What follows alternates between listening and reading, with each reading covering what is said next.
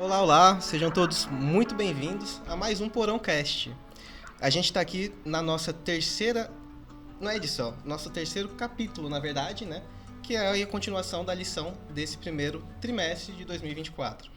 Para quem não sabe o que é o Porão Cast, deixa eu te explicar rapidinho.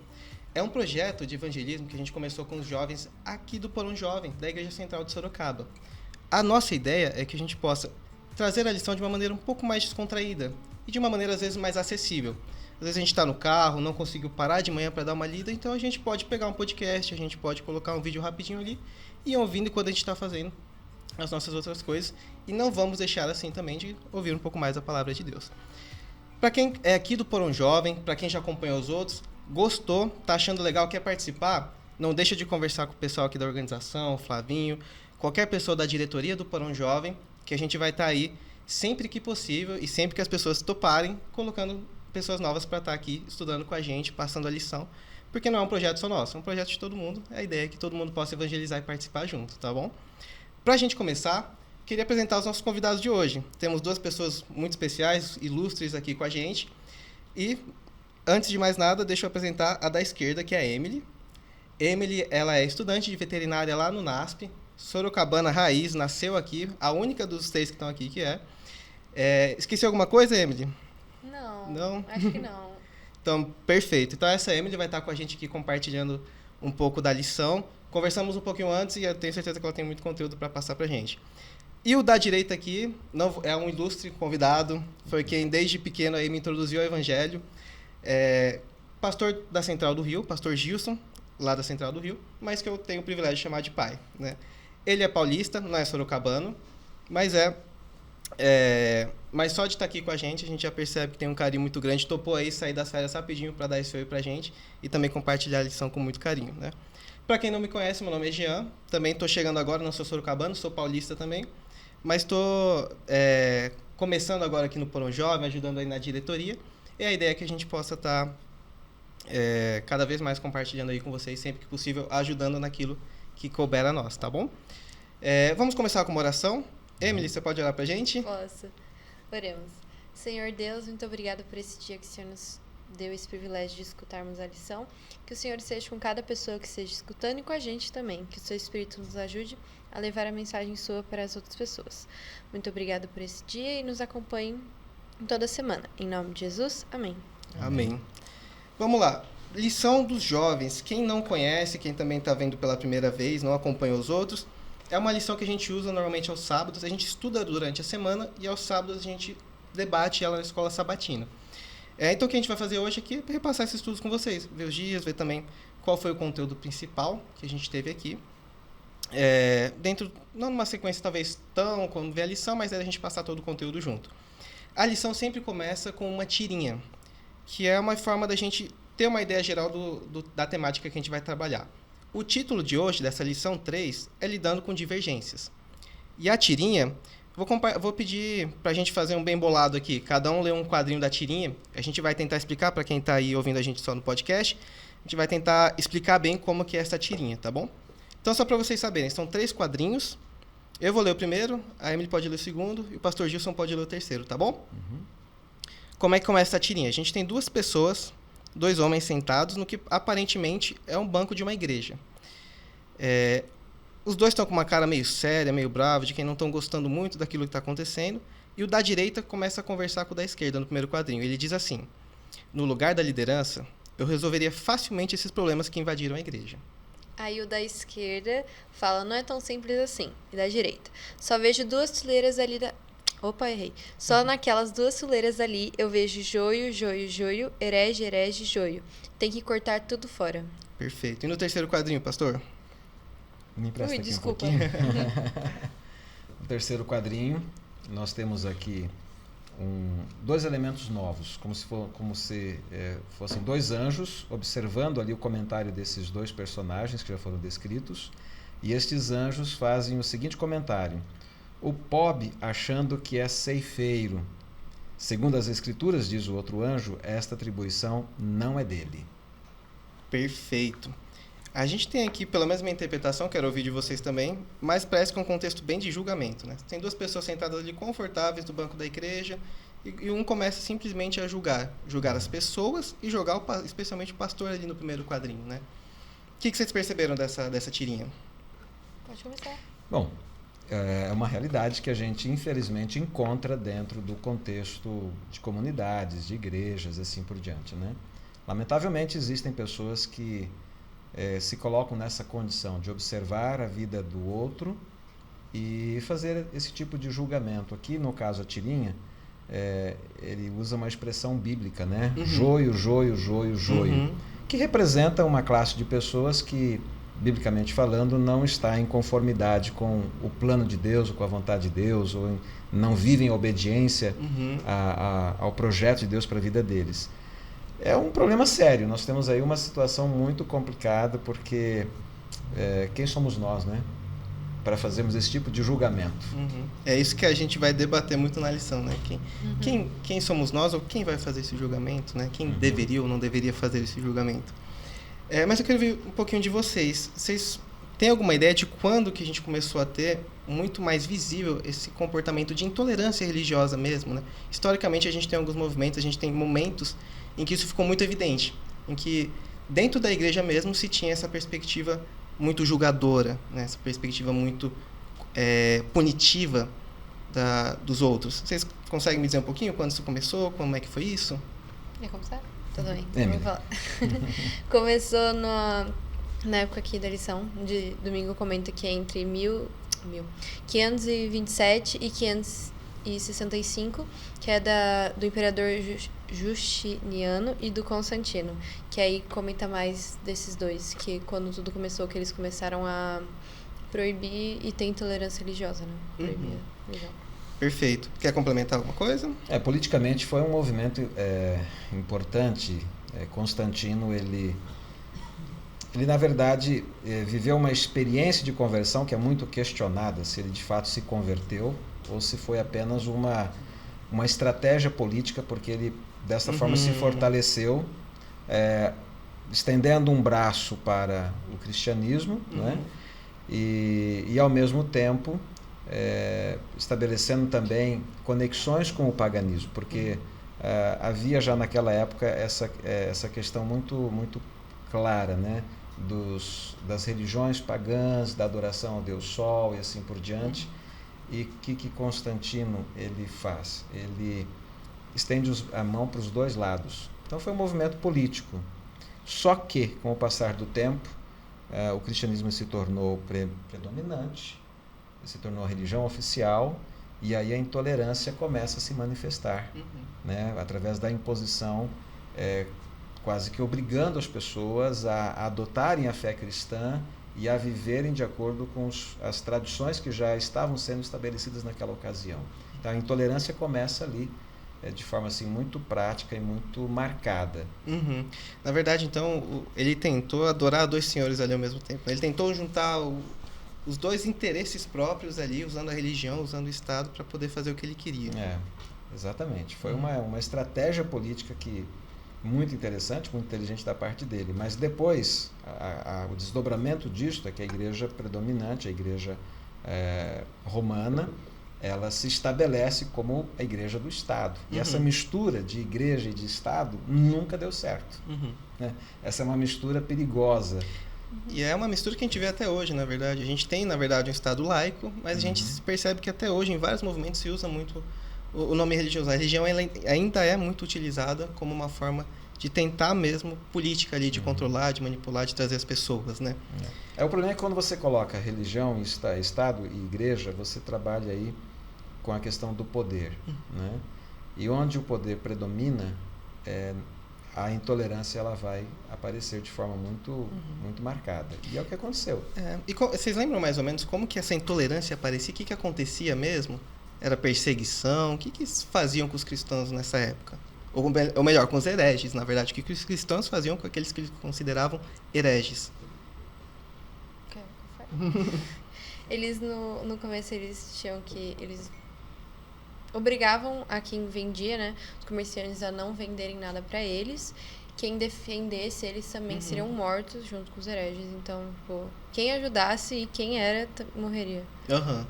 Ou seja, a morte era meio que certa para quem não seguisse, para quem não acompanhasse ali aquilo que a igreja, aquilo que alguns cristãos da época diziam, né? A pior parte disso tudo é que hereges eram aqueles que discordavam das tradições que foram estabelecidas pelos concílios e pelas posições que foram adotadas pela igreja predominante, mas que não tinham nada a ver com princípios ou com valores ou textos bíblicos, por exemplo. Então o herege era aquele que na verdade queria voltar ao texto bíblico, seguir o que a Bíblia ensina, mas que contrariava a tradição, e ele era simplesmente considerado como um indivíduo indesejado. Então ele era perseguido e a opressão vinha na forma até mesmo da morte, em muitos casos, né? A gente viu isso na história de uma maneira assim impressionante. E a gente tem alguns textos bíblicos, na verdade, que nos trazem um pouco do exemplo de como lidar, na verdade, com essas diferenças, né? Com essas diferenças de opinião, com aquilo que a gente falou lá atrás. Eu achei interessante da tirinha eles usarem a palavra ceifar, né? Tá achando que é o ceifador. E, na verdade, tem um texto bíblico que usa um pouco esse exemplo, né, do joio e do trigo. A gente podia dar uma lida rapidinho para contextualizar a galera que está vendo aqui com a gente? Alguém pode ler Mateus 13, 24 a 29? É aqui a parábola do joio e do trigo, né? Esse capítulo. Mateus 13, 24 a 29. Pode ler? À vontade. Jesus lhe contou outra parábola, dizendo: O reino dos céus é como um homem que semeou boa semente em um campo. Mas enquanto todos dormiam, veio seu inimigo e semeou o joio no meio do trigo e se foi. Quando o trigo brotou e formou as espigas, o joio também apareceu. Os servos do dono do campo dirigiam-se a ele e disseram: O senhor não semeou boa semente em seu campo? Então, de onde veio o joio? Seu inimigo fez isso, respondeu. Um inimigo fez isso, respondeu ele. Um servo lhe perguntaram: O senhor quer que tiremos? Ele respondeu: Não, porque ao tirar o joio, vocês poderiam arrancar com ele o trigo. Deixe que cresçam juntos até a colheita. Então direi aos encarregados da colheita: Juntem-se primeiro o joio, amarrem em feixes para serem queimados, depois juntem o trigo e guardem no meu celeiro. Perfeito. Sempre que eu leio um texto bíblico, uma parábola, alguma história, eu acho importante a gente tentar contextualizar quem é cada um ali, né? Então, quem que vocês acham que é o Senhor? Quem que você acha que semeou as sementes, que jogou? Deus? Tem dois tipos de sementes. Tem dois tipos de sementes, é verdade, então, um bom ponto. A semente boa, digamos assim, né? O semeador é Deus. É Deus. Sem dúvida alguma. Mas na parábola entra um outro semeador. Que vai semear uma semente que não é boa. E quem seria esse outro? O inimigo. O inimigo. Justamente. Então nós temos duas pessoas que semeiam, duas pessoas que jogam sementes. E quem que seriam essas sementes? Quem seria o joio? Quem seria o trigo? Seria nós, as duas. Nós. Dentro de uma comunidade, vamos falar aqui numa linguagem clara, né? Dentro da igreja, você tem pessoas. Então aqui nós estamos falando de pessoas, né? O problema é que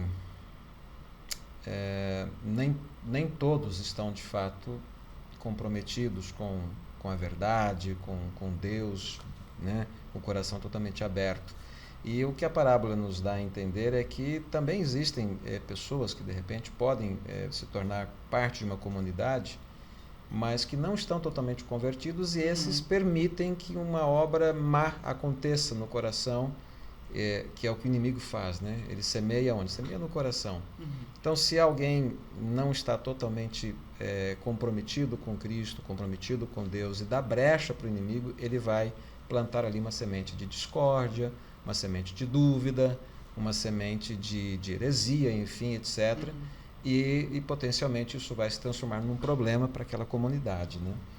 Mas nós não podemos definir, nós não temos a capacidade de fazer essa definição e dizer dentro de uma igreja quem é trigo, quem é joio, porque nós não conhecemos o coração, né? Então só Deus é que sabe realmente.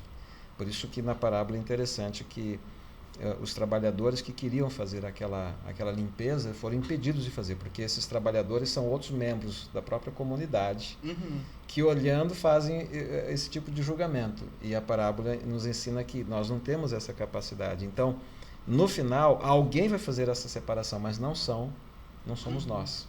Na verdade, a gente pode se identificar então com dois personagens. Os servos, né, que de alguma forma ali querem assumir ou querem, de repente, um papel que não é dele, de ceifar, decidir o que faz, o que não faz, e também ali, de repente, das sementes, né? A gente tem mais de um papel que a gente pode, de repente, se identificar nessa parábola. Seria isso? Vocês concordam? Discordam? Tem gente que concordou, tem gente que discordou, a gente já fica preocupado.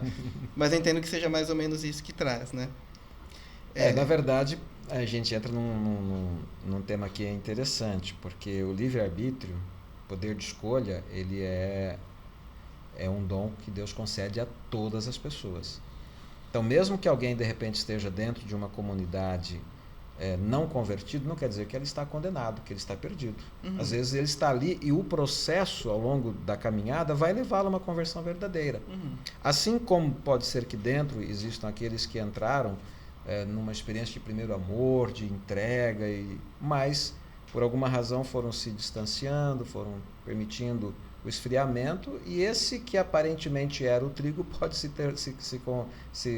tornar num verdadeiro joio no final das contas, e o que parecia joio pode vir a ser um trigo. Então, a questão do livre-arbítrio é determinante. Nós podemos estar atuando ali dentro do contexto da parábola como joio, ou podemos estar atuando como trigo, a escolha é nossa. Então, entendi. Então, na verdade, depende da gente decidir o que a gente quer ser ali. A qual Senhor nós vamos servir. A qual Senhor nós vamos servir. Exatamente, esse é o ponto. Muito a quem bom. nós vamos servir. Quando a gente escolhe seguir ao Senhor errado, né? Quando a gente, de repente, está ali nesse meio e decide não, de repente acaba sendo influenciado, ou escolhe mesmo, a gente tem liberdade para decidir o que quer. Deus não obrigou ninguém a segui-lo, né? Ele deu a oportunidade de vida eterna. Mas se em algum momento a gente decide, ou se tem pessoas que em algum momento dentro da igreja decidem seguir por heresias, ou seguirem por caminhos que não são corretos, o que é feito? O que deve ser feito? Ou o que a igreja orienta, a Bíblia nos orienta em relação a isso? Acho que a Emily tem aí uma resposta, um comentário sobre isso, Emily? Eu tenho uma coisa antes que é muito legal sobre essa parábola, que diz na lição, eu vou ler o texto, que eu realmente achei muito legal. Perfeito. A parábola do trigo e do joio não significa que a igreja não possa remover membros que escolheram cometer pecados ou que renunciam a aspectos centrais da fé. Então, aqui ele explica sobre esse processo, mas não fala que não pode ser retirado, né? A igreja tenta, ao máximo, né, não precisar cometer isso, mas, às vezes é necessário para que não tenha conflitos dentro da igreja. Para não ter falsas ideias sobre isso. Ter uma religião não significa, que você tem que não... Pera, eu me confundi. Nisso da liberdade religiosa, significa que alguém pode acreditar em certas coisas e pode continuar sendo membro, mas isso às vezes não pode ser certo, às vezes as ideias não batem, então por isso que às vezes tem que ser removido, né? Veja. Eu acho que isso é um ponto muito importante, porque quando a gente pensa na parábola e a gente fala, então eu não posso ceifar, então não tem nada que eu possa fazer, então as pessoas, o joio e o trigo tem que conviver ali porque eu não posso fazer nada, né? A igreja não pode fazer nada, e na verdade não, a gente tem uma orientação que o joio, na verdade, as pessoas realmente, aquelas pessoas que não têm interesse de seguir a crença, de seguir a ideologia da igreja, elas têm sim uma consequência por conta disso, né? Não quer dizer que eu tenho que julgar, que eu acho que esse é um grande ponto que a gente tocou aqui. Não cabe a mim julgar o motivo daquela pessoa não estar seguindo ou não estar acreditando. Mas toda ação tem uma consequência, né? E é isso que está dizendo, então, a gente... O joio, ele também tem a consequência por ser joio. Assim como o trigo vai ter recompensa lá na frente, né? Um negócio muito legal que fala aqui, o objetivo de cada etapa da disciplina da igreja, até mesmo da remoção dos membros, é sempre restaurar a reconciliação. Então, a gente sempre tem a ideia de que isso é uma coisa muito ruim, tirar um ponto que, não tem como ter volta. Mas não, é só uma coisa pra, não ter problemas maiores, e que isso a gente só quer manter o bem ali, e que é uma reconciliação, né? A gente tem que tentar ao máximo trazer essas pessoas de volta. Isso é legal. No contexto da igreja, a gente tem que observar sempre esse tema sobre duas óticas. O olhar para dois lados, né? O primeiro é o do indivíduo. Esse indivíduo que, vamos dizer na parábola, é identificado como joio. Então, um ponto claríssimo que a gente já colocou aqui, né, é de que nós não podemos fazer esse julgamento. Esse rótulo nós não podemos colocar em ninguém. Não cabe a nós. Uhum. Mas Jesus deu uma dica, né? Ele falou, pelos seus frutos os conhecereis. Então, no momento em que uma pessoa começa a manifestar, verbalizar ou se comportar de tal maneira que ela passa a trazer algum tipo de transtorno, de prejuízo para a comunidade, essa comunidade não pode ser omissa. Só que o que ela vai fazer? A primeira coisa que ela vai fazer é tentar restaurar, resgatar esse indivíduo. Uhum. Né? Uma atitude disciplinar da parte da igreja precisa necessariamente estar conectada com esse objetivo da restauração do indivíduo. Uhum. Agora, é claro que se no processo, a gente pode depois falar um pouquinho, a Emily, a gente pode comentar um pouquinho também sobre o processo em si, se no final do processo o indivíduo se mantém na posição de rebeldia, de não aceitar aquilo que a palavra de Deus traz, mesmo tendo sido trabalhado com todo amor, ele vai chegar a colher as consequências então das suas decisões. Então, no momento em que as coisas se tornam públicas, que elas se tornam claras, é que a igreja vai agir. Uhum. Enquanto isto, nós não temos como agir, porque é como foi colocado. Às vezes a aparência é de trigo e é joio, e às vezes a aparência de joio, na verdade, é um trigo. Tem muitos improváveis. Uhum. Sabe aquela pessoa que você não bota fé? Que você fala, isso aqui não vai dar nada. Às vezes é um indivíduo que está ali, com o coração aberto, e quando ele entende, compreende, aceita a verdade, aquilo muda. Uhum. E essa mudança ela é tão radical, ela é tão profunda, tão verdadeira, que ela se torna o oposto do que ela era. Aí você conhece realmente que coração era aquele. Era um coração aberto, sincero, honesto, que simplesmente ele não conhecia, por isso vivia do jeito que vivia. Uhum. Né? Então a gente tem que ter esse cuidado, né, de entender que toda a ação da igreja tem que visar a restauração do indivíduo. Uhum. Perfeito. Na verdade, quando a gente pensa em disciplina eclesiástica, disciplina dentro da igreja é buscando, na verdade, a restauração, a conciliação dessa pessoa. Né? E aí, claro, em último caso que a gente vai pensar, então, em alguma outra consequência, uma remoção, alguma coisa assim. Agora, a gente está falando de contextos muito extremos, né? A gente está falando de uma pessoa aí que já abandonou a fé, já está seguindo por outro caminho totalmente diferente daquele que a igreja prega. Que a lição, na verdade, ela traz algumas dicas pra gente, mas o que ela fala aí sobre a forma como a gente deve lidar com situações, de repente, menores? Uma desavença que eu tenho com um irmão meu, uma desavença que eu tenho com alguém da diretoria, enfim, com o pastor. Como que a lição nos fala para agirmos? Como devemos agir nessas situações de discórdia? Pode começar. Vai lá. Posso sugerir a leitura de um texto que eu acho que resume bem? Alguém pode ler para mim? Romanos 12, 17 e 21? Eu vou ler então. Vou abrir aqui pra gente. Não torneis a ninguém mal por mal. Esforçai-vos por fazer o bem perante todos os homens. Se possível, quando depender de vós, tende paz com todos os homens. Não vos vingueis a vós mesmos, amados, mas dai lugar à ira, porque está escrito: a mim me pertence a vingança, e eu é que retribuirei, diz o Senhor. Pelo contrário, se o teu inimigo tiver fome, dá-lhe de comer. Se tiver sede, dá-lhe de beber. Por quê? Fazendo isto, amontoarás brasas vivas sobre a sua cabeça. Não te deixes vencer do mal, mas vence o mal com o bem. O que vocês interpretam desse texto? Assim, que é bem diretivo, na verdade, né? Ele é bem objetivo em como nós devemos agir nessas situações, com os nossos inimigos, com as pessoas com quem tenhamos desavenças. O ser humano tem uma sede, um desejo de vingança sempre muito acentuado, né? Uhum. E mesmo entre quem é cristão, mesmo entre convertidos, vamos ser honestos. Se você recebe uma provocação, a sua natureza humana imediatamente vai querer reagir na mesma moeda. Então, nossa grande luta é sempre esta. O que o apóstolo Paulo está colocando aqui, ele está resgatando princípios que Jesus ensinou já lá atrás. Jesus falou assim: se alguém te bater na face do lado direito, ofereça-lhe a esquerda. É uma loucura pensar nisso, né? Pra gente hoje parece inalcançável, digamos assim. Mas o Paulo está falando exatamente aqui o seguinte: não pague o mal com o mal.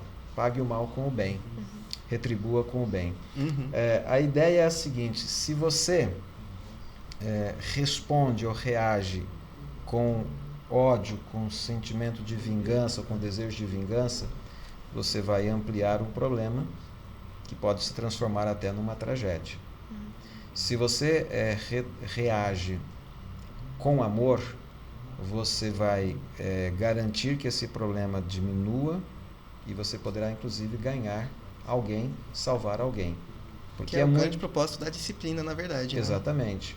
Então, quando você responde a uma provocação com tranquilidade e de uma maneira adequada, você está, na verdade, castigando o outro, mas não da forma como a natureza humana gostaria de fazer, que é do mesma moeda. Você está colocando brasas vivas, ou seja, o indivíduo vai parar e pensar assim: não é possível, eu provoquei, eu fiz isso, eu fiz aquilo, e ele reage dessa forma.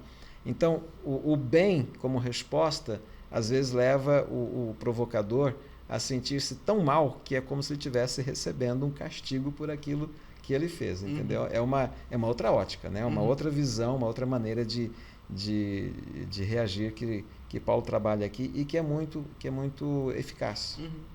Né? Se você tem um problema, tem um inimigo, ore por ele. Como dizia Jesus: orai pelos que vos perseguem, amem os vossos inimigos e tal. Ore por quê? Porque você vai estar trabalhando, contribuindo para o resgate dele e para o seu próprio crescimento pessoal. A nossa natureza precisa ser subjugada e a gente só consegue fazer isso na medida em que nós oramos e a gente coloca Deus em primeiro lugar na nossa vida também. Então, lidar com conflitos, procure seguir a regra áurea, a regra que Jesus ensinou, né? De amar, de respeitar e de orar. Respirar fundo umas 10 vezes. Né? Respira umas 20, 30, dependendo, para ver se resolve. Muita oração. Muita oração. Muita oração. Mas é o caminho. Falando nisso, entrar no ponto de, que a lição que eu percebo que talvez seja o tema da lição desse trimestre é o amor. Que é o que comenta até na primeira lição que foi falada, de, que Deus é amor e ele é diferente desse mundo, né? A gente tem que seguir ele mesmo que seja difícil. E uma coisa que é muito legal, que bate na tecla aqui da lição, que é comentado de Mateus 7,12, que fala: faça os outros que você querem que faça com você.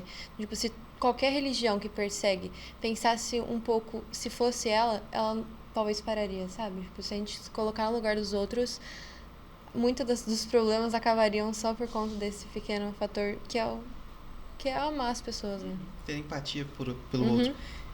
Que é a base disso tudo, né? É a base que a lição tenta nos ensinar. Combater o mal com o bem, né? O bem combate com o bem mesmo, mas o mal com o bem. Imaginem se Deus não usasse esse princípio em nosso favor. Que a Bíblia diz que Deus é amor, né? A sua essência, a natureza divina, ele é amor. Ele é a fonte do verdadeiro amor. Imagina se Deus fosse retribuir a cada um de nós segundo o que nós merecemos. Ele já tinha pulverizado esse mundo, tornado em poeira há muito tempo, né? Porque nossa natureza é má, nossos comportamentos, o ser humano é assim mesmo. Mas como é que Deus nos trata? Com amor. Como é que é isto? Ele é conivente com os nossos pecados? Ele é conivente com as nossas heresias? Não. Ele separa o pecado do pecador. Ele ama o pecador, ele ama cada um de nós. Embora ele pontue de maneira muito clara na sua palavra a aversão que ele tem para o pecado. E nomeia, inclusive, os pecados, né? Então, essa estratégia de Deus, ela está representada lá em Apocalipse 3, verso 20. Eu repreendo e disciplino a todos quantos amo. Sê, pois, zeloso e arrepende-te. Né?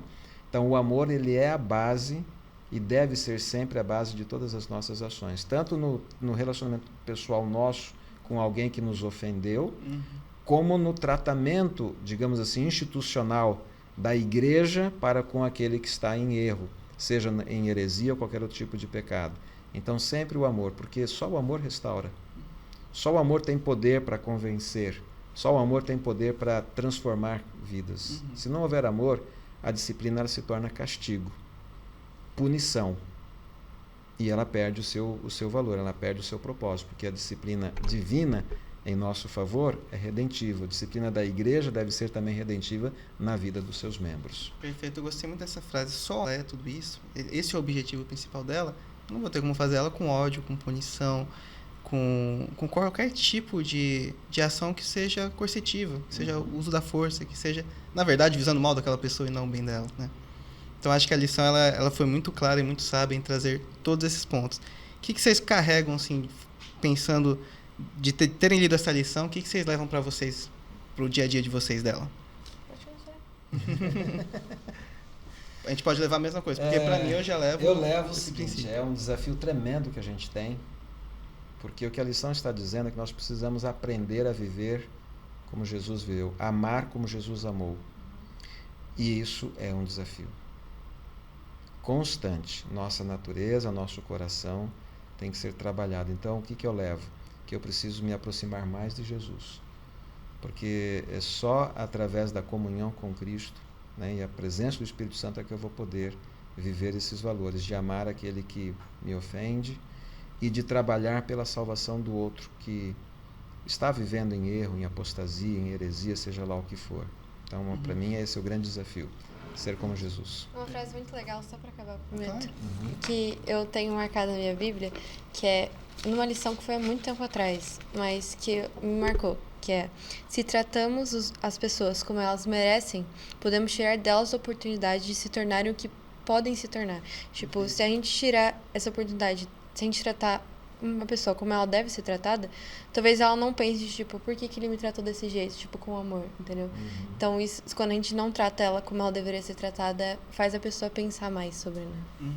Isso dá a possibilidade dela agir daquela forma como você a tratou, né? Muito legal. Eu acho que o que eu levo dessa lição é um cuidado que a gente tem que ter diariamente. A gente pode cair em diversos momentos da nossa vida nesse erro do julgamento, né? Porque lidar com divergências... A gente está falando de divergência de opinião, normalmente divergências de percepção, né? E isso envolve muito os nossos julgamentos, que a gente faz em relação ao outro, em relação às situações. Então, acho que estar constantemente atento aos julgamentos que a gente faz é o que vai nos ajudar a ter todas essas atitudes, né? A ter esse verdadeiro amor, essa verdadeira empatia com o próximo para lidar com as divergências que forem surgindo. Então, isso eu acho que é o que eu mais levo dessa lição. Pastor Gilson, você pode olhar para a gente encerrar esse momento? Posso sim. E aos que estão nos acompanhando, reflita nesse momento em que áreas da vida essa lição está desafiando você, que mudanças são necessárias no relacionamento com o próximo, na maneira como você tem visto a igreja, enfim, de repente você está vivendo um momento de questionamentos, de dúvidas, até, quem sabe até com dificuldades com alguma pessoa. Pensa um pouquinho sobre isso, coloque para Deus também essa questão e peça para Ele a graça e a misericórdia para que você possa encarar essas situações de uma maneira correta, com os olhos de Cristo, né? Trazendo o amor como a base, o princípio das ações, para que você possa experimentar a cura interior, primeiramente falando da sua própria vida, e ao mesmo tempo ser capacitado para abençoar outros também. Tá bom? Vamos orar então sobre isto. Bondoso Deus e nosso Pai, nós te agradecemos e te louvamos porque o Senhor nos trata com amor, com bondade, com misericórdia, com justiça também. Te agradecemos, Senhor, porque fomos abençoados e chamados pelo Senhor para participarmos num tempo tão importante como esse, um tempo difícil, um tempo que se aproxima do fim da volta de Jesus, mas o Senhor nos chamou e nos convida a cada dia a vivermos uma vida de entrega, de obediência, nos preparando para a eternidade. Enquanto vivemos aqui, convivemos com pessoas. Ajuda-nos, ó Deus, a não julgarmos o nosso próximo. Dá-nos um coração amoroso como foi o coração de Cristo. Ajuda-nos, Senhor Deus, para que nós sejamos acolhedores, para que possamos amar as pessoas, amar aqueles que estão ao nosso redor e a reagirmos de uma maneira adequada quando estivermos envolvidos em algum conflito, alguma provocação, reagirmos de uma forma que nós possamos revelar o Teu amor para estas pessoas que nos provocam. Cuida de cada um, ó Deus, dá-nos a Tua graça, a Tua bênção, é o que nós te pedimos e agradecemos em nome de Jesus. Amém. Amém. Amém. E para você que está em casa, que ficou com a gente até agora, nesses 30, 40 minutinhos, até perdi noção do tempo, porque a discussão, o papo aqui estava muito legal. Mas para você que está aí, gostou, segue, compartilha. Vamos espalhar essa mensagem, esse projeto bacana aqui que o Porão está tendo, para que mais pessoas possam ter acesso à lição e à palavra de Deus também. Não deixem aí de estar com a gente mais vezes e de continuar acompanhando aí o nosso canal. Central Sorocaba.